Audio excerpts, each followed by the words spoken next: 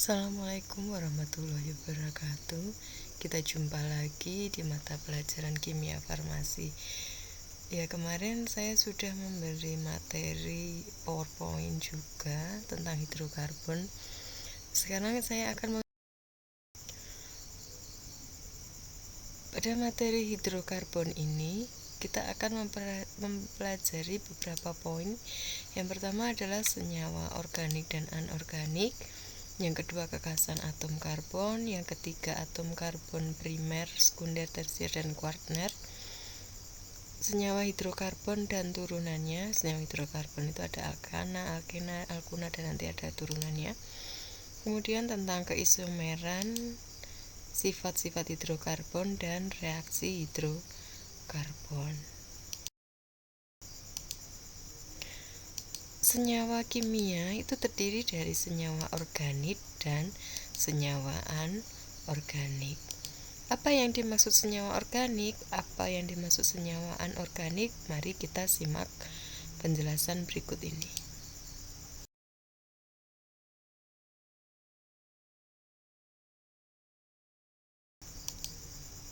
Senyawa organik itu adalah senyawa yang dihasilkan oleh makhluk hidup seperti protein, lemak, glukosa, hormon, urea, DNA. Urea itu bukan pupuk urea, itu bukan ya, tapi urea itu adalah sebenarnya zat sisa, atau maaf, kalau kita manusia itu menghasilkan urin atau kotoran. Urin, tahu urin ya. Kemudian senyawa anorganik itu adalah senyawa yang berasal dari benda mati atau yang dihasilkan oleh alam, misalkan NaCl. NaCl itu garam ya. Kemudian ada asam sulfat, ada KOH itu kalium hidroksida, ada besi 2 oksida, ada karbon dioksida, ada BaSO4 dan banyak lainnya. Tapi sebenarnya dalam perkembangan zaman, senyawa organik itu tidak harus berasal dari makhluk hidup lagi. Sejak kapan? Jadi pada tahun 1828, Friedrich Wöhler, itu ilmuwan dari Jerman, itu melakukan percobaan. Dia memanaskan amonium cyanat atau NH4OCN, itu dia panaskan, maka akan menghasilkan CONH2 2 kali, atau kita kenal dengan urea. Nah, sejak penemuan itu banyak sekali senyawa karbon yang dibuat di laboratorium, sekaligus mematahkan bahwa senyawa organik itu harus berasal dari makhluk hidup. Ternyata bisa dibuat dalam skala laboratorium. Kemudian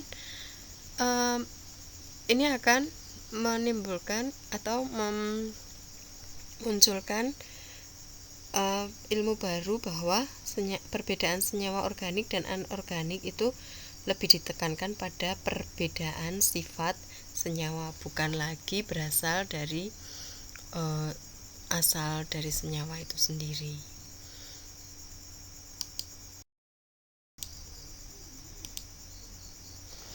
Nah, bagaimana cara menunjukkan adanya karbon dan hidrogen dalam senyawa karbon? Nah, itu bisa dengan percobaan sederhana dengan pembakaran sampel senyawa karbon ya. Nah, ini adalah skema untuk percobaan untuk membuktikan adanya CO2 dan H2O dari hasil pembakaran sampel ya. Ini menunjukkan kalau sampel ini kalau dipanaskan dia akan menghasilkan CO2 dan H2O, yang menunjukkan kalau dia menghasilkan karbon dan hidrogen. Jadi skemanya seperti ini.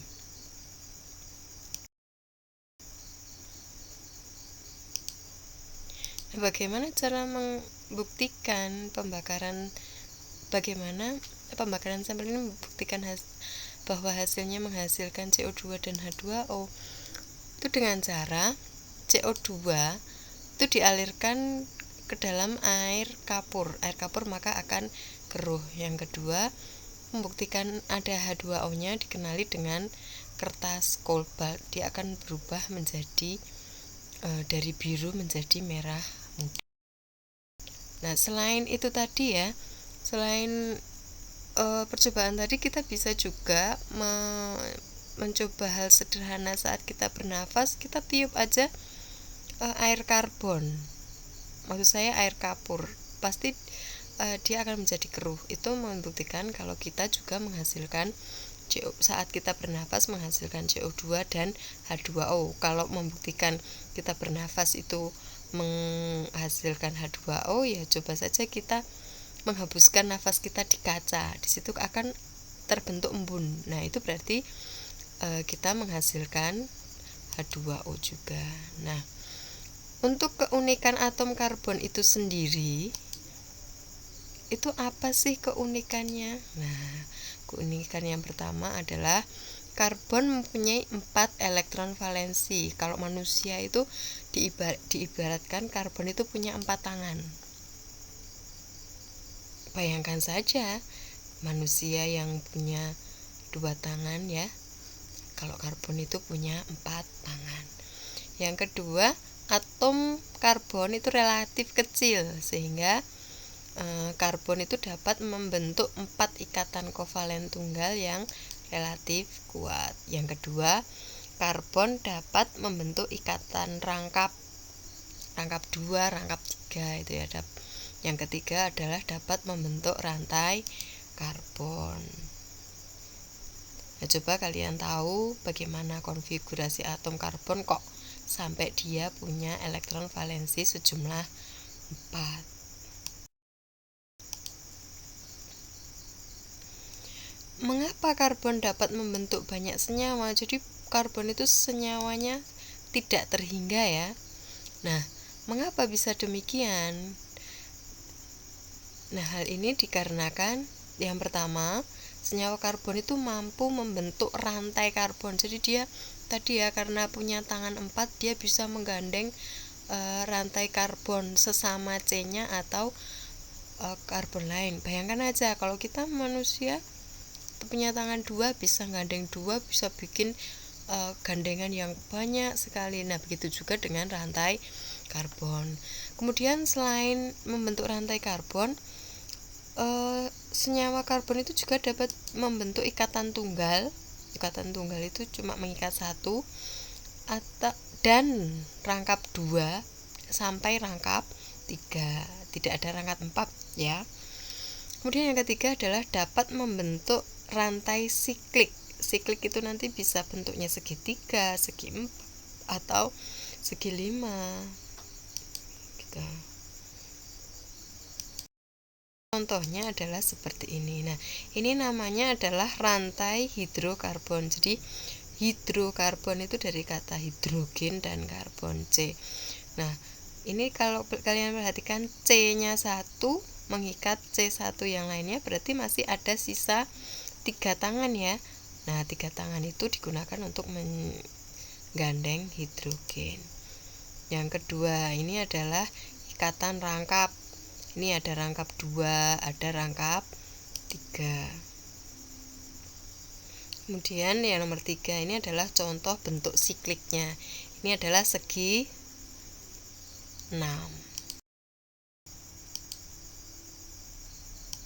Kemudian berdasarkan jumlah atom yang diikat, atom C itu ada dibagi menjadi 4, yaitu atom C primer, atom C sekunder, atom C tersier, dan atom C kuartener.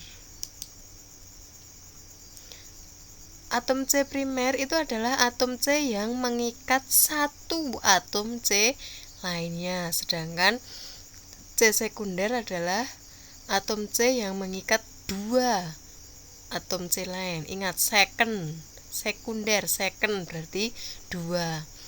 Atom C tersier berarti mengikat 3, tersier 3 gitu. Jadi mengikat 3.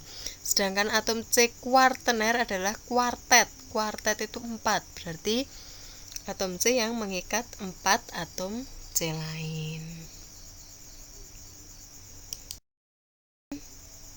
Contoh berikut ini kalian perhatikan rantainya, di situ ada C1 sampai C8. Kita coba menentukan atom C primer.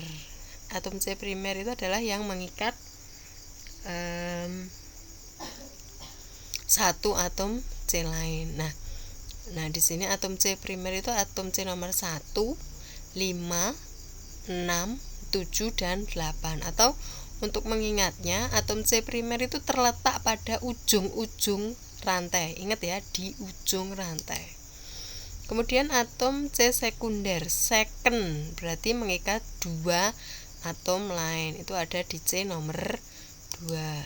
Sedangkan atom C tersier, tri, dia mengikat 3 atom C lain. Ini perhatikan garisnya, ini 3 ya, di atom C nomor 3. Sedangkan kuartener adalah yang mengikat 4 C lainnya, ada di C nomor 4. Oke, ini tadi adalah akhir dari pertemuan kita kali ini.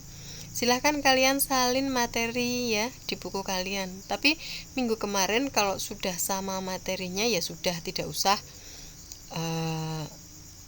disalin lagi karena sama ya. Kemudian di akhir ini nanti ada latihan, kalian kerjakan di kertas atau di buku ya. Kemudian kirimkan ke email saya ini atau ke Google Classroom yang kemarin sudah kalian join. Adalah soalnya. Silahkan kalian tentukan atom C primernya, C sekunder, tersier, dan kuartener. Oke, gampang kan? Selamat mengerjakan, tetap jaga kesehatan, tetap semangat dalam sekolah. Kalau tidak ada kepentingan, lebih baik di dalam rumah. Kalau terpaksanya harus keluar rumah, ya perhatikan protokol kesehatan. Demikian, terima kasih atas perhatiannya. Assalamualaikum warahmatullahi wabarakatuh.